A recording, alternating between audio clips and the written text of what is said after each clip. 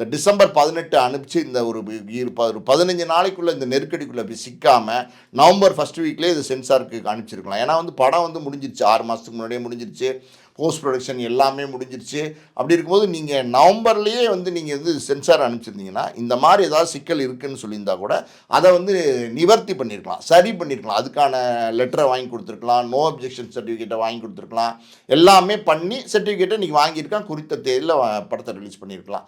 So இந்த எதிர்ப்புகள் உங்களுக்கு இருக்குது, பன்முறை தாக்குதல்கள் உங்களுக்கு இருக்குன்னு தெரிஞ்சே வந்து நீங்கள் ரொம்ப கவனம் இல்லாமல் இருந்துட்டீங்க அப்படின்னு தான் நான் சொல்கிறேன். அதுதான் வந்து காரணம். கொஞ்சம் அலர்ட்டாக இருந்திருந்தால் அந்த தவறு நடந்திருக்காது. ஆனால் இன்றைக்கி என்னென்னா இந்த தாவேக்கா வந்து அரசியலாக மாற்றுறாங்க. இன்றைக்கி வந்து ஒரு பக்கம் என்ன சொல்கிறாங்கன்னா டிஎம்கே தான் வேணும்ட்டே நிறுத்திட்டாங்க அப்படிங்கிறாங்க. அதெல்லாம் கிடையாது. டிஎம்கே எப்படி நிறுத்த முடியும்? அவங்க வந்து இன்றைக்கி வந்து டிஎம்கேக்கும் மத்திய சர்க்காருக்கும் ஏதாவது தொடர்பு இருக்கா? அவங்களுக்கும் இவங்களுக்கும் ஒரு 7ஆம் பொருத்தம் ஆல்ரெடி 2 பேரும் கூட்டு சதி பண்ணி நிறுத்திட்டாங்க அப்படிங்கிறாங்க. ஒரு பக்கம் பார்த்தீங்கன்னா பிஜேபி வந்து இப்போ சர்டிஃபிகேட் கொடுக்காம எங்கள் படத்தை வந்து தடை பண்ணிட்டாங்கன்றாங்க. ரசிகர்கள்லாம் கொந்தளிக்கிறாங்க.